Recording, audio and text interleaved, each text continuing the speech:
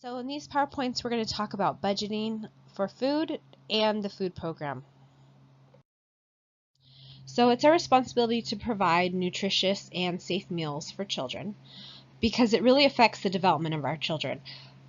Having access to quality foods at regular intervals affects the development of children, not just their physical development and how high they grow up to be, or the weight that they are, but also the ability to play and to interact and to be active participants in their life.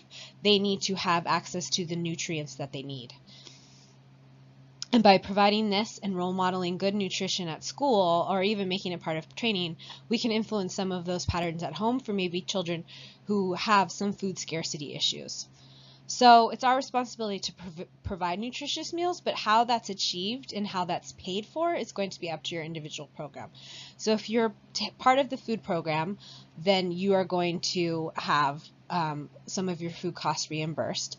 Other programs have children come to school with their meals already, so it's just completely up to the parents, and the provider just takes care of the safe food handling. Other programs, it's a mix of that. And then some programs provide food for all of the families, but they don't take care of they are not part of the food program, and they have to have it paid for themselves.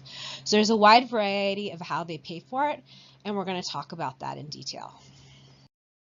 Before we jumped into budgeting for food, I wanted to talk about some food scarcity and insecurity issues within San Diego County. Almost 400,000 people in San Diego County are food insecure, and of those food insecure people, 130, almost 140,000 are children. So 68% of the children who are at risk for hunger are also eligible for the federal nutrition program. So that's if a child can go into school and they qualify for the free or reduced price school lunch, then they might also have some food scarcity issues at home. And part of this is because San Diego County has a very high cost of living.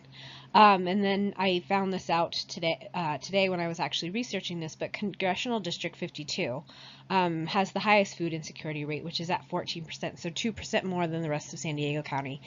And my understanding is that this covers the downtown San Diego area, Poway, Miramar, Mira Mesa, and parts of South Escondido and Rancho Bernardo. So those are the areas that have the highest food insecurity rates. But why am I bringing this up? Because part of what we're doing is we are tackling this food scarcity and insecurity by providing quality foods at our schools. So if we have state-funded schools, we are probably part of the food program, or if we're at a Head Start, we're probably part of the food program. And we are providing nutritionally balanced, good meals for these children who might be at risk of hunger in our program. I know for a fact that there are a few of my families who, when they enrolled in a part-day program that I was running, counted on the food that we provided. So when we were on breaks, they went to parks or schools and got their breakfasts paid for, because that was something that they typically had in our program, and they needed to find other sources to do that when we didn't have class. So I know that this is an issue that has affected children in my program before, and it might be impacting some of the children that you're working with currently. Video from Feeding America San Diego, and it's talking specifically about some of the food scarcity issues and food insecurity issues that are directly affecting the children in San Diego. So we've talked about the child care and adult care food program before, and like I said earlier, I just call it the food program. But really it's to make sure that children and adults who are in institutions or family group daycares, anything like that, have nutritious foods that contribute to their wellness. And I like that, the wellness, the idea of it being a holistic part of their development. So 4 million children and 130,000 adults receive these snacks each day as part of the daycare that they receive. So it's a huge program, and it has a lot of paperwork. I've linked to one of their better pages, and they have become more streamlined in the last couple years. I think they understand how much the paperwork is. But part of our discussion board this week is tips, tricks, hacks to providing better meals, streamlined services, or just being productive in your paperwork. And we're also talking about food service and food handling and family style meals as well. But if you have any ways that you work with the with the food program that you can pass on to us, that would be awesome. But also this link that I've provided is really a wealth of information. It talks about funding sources, it talks for at-risk youth, it talks about enrolling in it. It's got videos, so going straight to this source is going to be your best bet in making sure that you're in compliance with the food program. So I think one of the better things that the food program has is this 5-day reconciliation. And it's a self-assessment kind of to determine if your program is providing healthy and appropriate meals based on the enrollment and the attendance that you have. So really what you do is you examine and you review the 5 days that you have for enrollment and attendance, so how many children you have at each meal, and then the menu that and the meal service that you provide. Because it needs, for the food program, it needs to make sure that meal counts are accurate. So what you are telling them that you are providing, you are actually providing. It's almost like an audit that you would do with the IRS.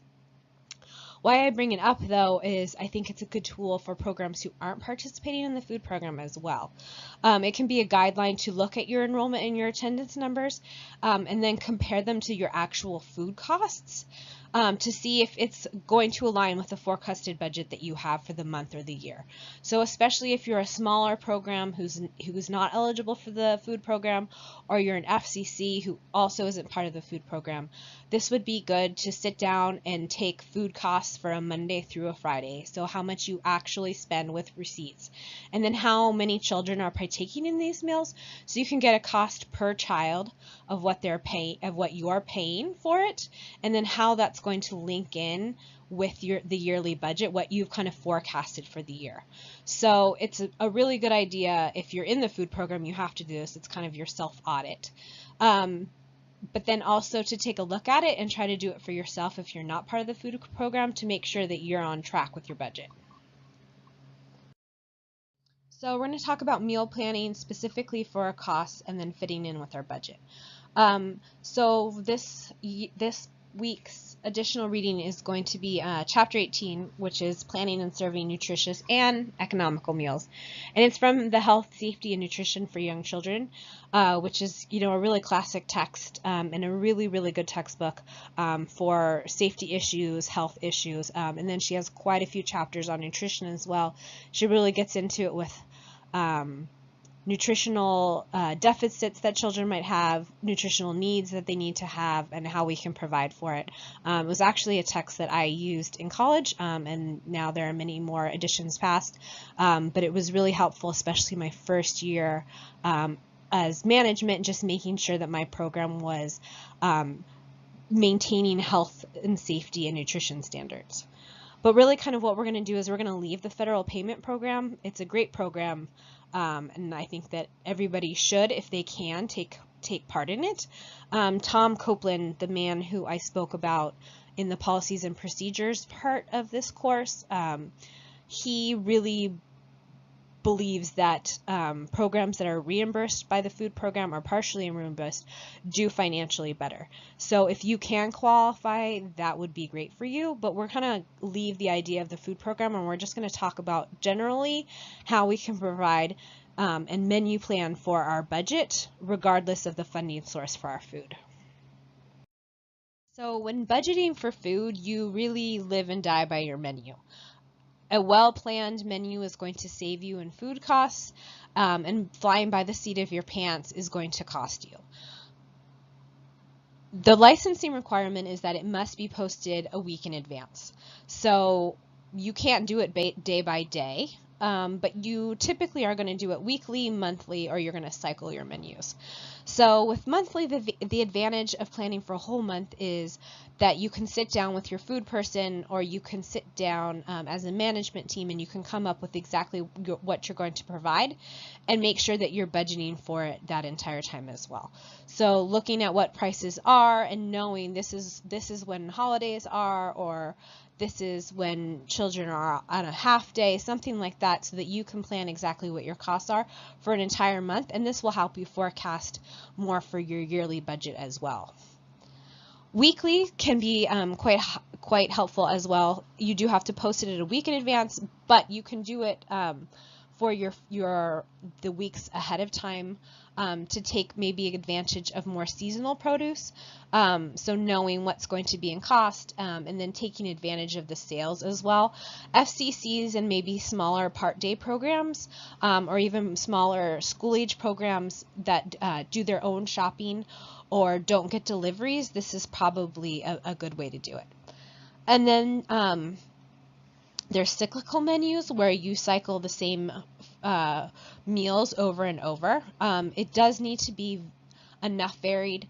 When I had a state-funded program, we did a very cyclical menu. I want to say we had 6 breakfast choices, 10 lunch choices, then we provided 2 other snacks, which I'm not remembering what those were. So it was very consistent, and so our food costs stayed really consistent. The downside of this one is it's not very creative and it's not very varied. You can make your cyclical meals as appealing as you want, and it's very easy if you have new food handling staff, let's say. They'll probably typically start off by providing a cyclical meal, and then can build from there once they kind of get their footing in the kitchen. When you're doing meals like this and you're looking at budgeting, you also need to cross-reference it across a nutritional menu to make sure that it's sound. So you're looking at your budget, making sure that your budget is sound, and then you also need to make sure that you're providing for the nutritional needs.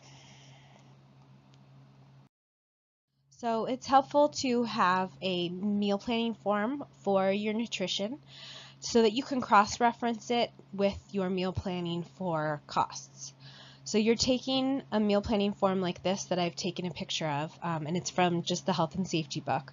And it provides all of our nutritional requirements, so you would make sure that what you're offering is nutritionally sound, and if you are using the food program as your guide, you also know that it will meet licensing requirements for quality and quantity of food as well. So it's taking these requirements and making your own menu, and then cross-referencing it against the menus that you have already to make sure that your menu costs are supported by the budget that you have, or the budget that you forecasted for the year. So typically what I would also do is I would keep all of the past meals for a few months, and then I would also keep the nutrition ones that I have as well, so that I can audit myself to make sure that my food costs aren't exceeding what I had budgeted or forecasted for my year. But as far as this menu for nutrition, it's really just making sure, like I said, that the nutritional requirements are provided for each meal or snack on a daily basis. So for example, on Monday for breakfast, I could provide half a banana, a bowl of Cheerios, and a glass of milk for a toddler, something like that. The only thing that I would add to this is, because each age group does have their own specific measurements or guidelines for how much they should be eating, because, is a toddler and a 10-year-old in a school-age program eating the same amount of milk? No, they're not. So I would probably take this and I would write the measurements or the guidelines for how much of fruit and how much of bread and how much of milk needs to be provided for each age group that I have in my care, and then just use that as my template every week to make sure that I'm providing enough quantity, I'm providing enough quality, and then I'm taking this menu and I'm cross-referencing it with my nutrition one to make sure that I'm providing it for a reasonable cost. So for this week, we're going to have just a couple pages in our textbook. Then the additional reading, like I said, was Chapter 18 from the Health, Safety, and Nutrition for Young Children. And that Chapter 18 is called Planning and Serving Nutritious and Economical Meals. So your online assignment is to write a food policy. So we talked about this in the previous PowerPoint. We're going to choose one policy to write, and it's going to be based on the age or program that you work with now or you want to work with in the future. So you're picking a food policy, you're only picking one, and you're writing a policy versus a procedure. So you're talking about what your program thinks about how children should be fed and how you're going to communicate that to your staff. So you're not writing the procedure, you're not writing exactly how to wash your hands or how to feed an infant a bottle or how to warm a bottle. You're talking about how and when children should be fed. And then in the discussion board, we're going to talk about tips, tricks, hacks, and hints for meal planning, for budgeting, and for the paperwork associated with meals and meal planning. This can be kind of a tedious part of the child care if you're part of the food program. There's a lot of enrollment issues and reconciliations and audits and things like that. So if you have any tips or tricks or tools of the trade that you could pass on that work for you and your program, that would be great.